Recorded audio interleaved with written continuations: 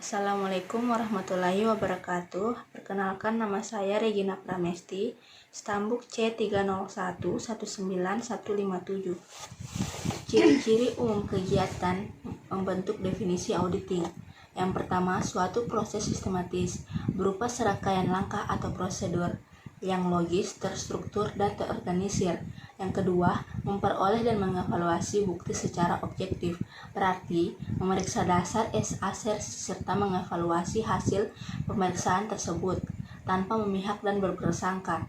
Yang ketiga, asersi tentang kegiatan dan peristiwa ekonomi merupakan representasi yang dibuat oleh perorangan atau entitas. Yang keempat, derajat kesesuaian menunjuk pada kedekatan di mana asersi dapat diidentifikasi dan dibandingkan dengan kriteria yang telah ditetapkan. Yang kelima, kriteria yang telah ditetapkan adalah standar-standar yang digunakan sebagai dasar untuk menilai asersi atau pernyataan. Kriteria dapat berupa peraturan-peraturan spesifik yang dibuat oleh badan legislatif, anggaran atau ukuran kinerja lainnya yang ditetapkan oleh manajemen. Yang keenam, penyampaian hasil. Pencapaian hasil ini diperoleh melalui laporan tertulis yang menunjukkan derajat kesesuaian antara asersi dan kriteria yang telah ditetapkan. Yang ketujuh, pihak-pihak yang berkepentingan.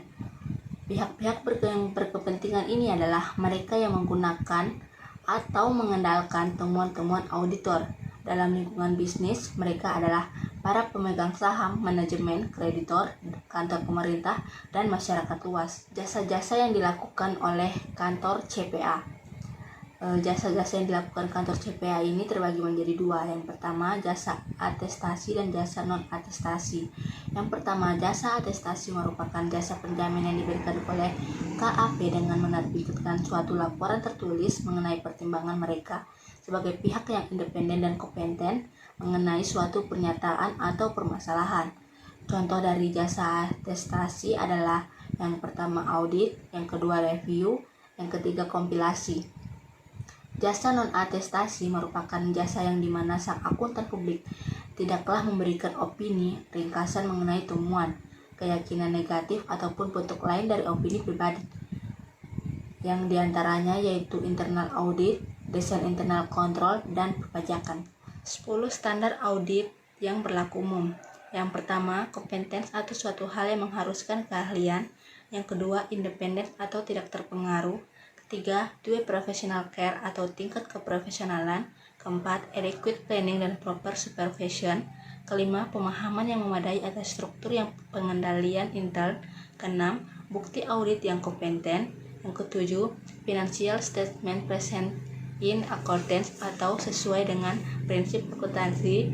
Yang kedelapan, konsistensi in the application atau harus konsistensi. Yang kesembilan, isi laporan harus dipandang memadai dan mencakup semua hal. Yang kesepuluh, expression of opinion atau pendapat yang sesuai. Kode etik dari seorang akuntan publik. Yang pertama, prinsip integritas.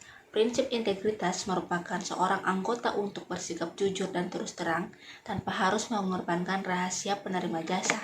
Yang kedua, yaitu prinsip objektivitas.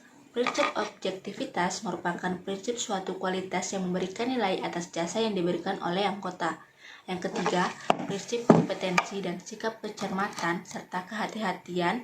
Keprofesionalan merupakan setiap anggota harus melaksanakan jasa profesionalnya dengan berhati-hati, kompetensi, dan ketekunan. Yang keempat, prinsip kerahasiaan merupakan prinsip menghormati rahasia melakukan jasa profesional dan tidak boleh memakai informasi tersebut tanpa persetujuannya. Yang kelima, prinsip perilaku profesional. Prinsip ini merupakan prinsip untuk menjauhi tingkah laku yang dapat mendiskreditkan profesi harus dipenuhi sebagai perwujudannya kita tanggung jawabnya kepada penerima jasa. Jelaskan hubungan antara materialitas, bukti audit, dan risiko audit. Dari ketiga ini ada kemungkinan hubungan antara mereka yang bisa digambarkan dari beberapa berikut. Yang pertama, jika auditor mempertahankan risiko audit konstannya dan tingkat materialitas dikurangi, maka auditor harus menambah jumlah bukti audit yang telah dikumpulkan. Yang kedua, jika auditor mempertahankan tingkat materialitas konstannya dan mengurangi jumlah bukti audit yang telah dikumpulkan, risiko audit menjadi meningkat. Ketiga, jika audit menginginkan untuk mengurangi risiko auditnya, auditor dapat menempuh salah satu dari 3 cara beberapa berikut ini. Yang pertama, menambah tingkat materialitas. Sementara itu, mempertahankan jumlah bukti audit yang dikumpulkan. Yang kedua, menambah jumlah bukti audit yang telah dikumpulkan. Yang ketiga, menambah sedikit jumlah bukti audit yang telah dikumpulkan dan tingkat materialitas secara bersama-sama.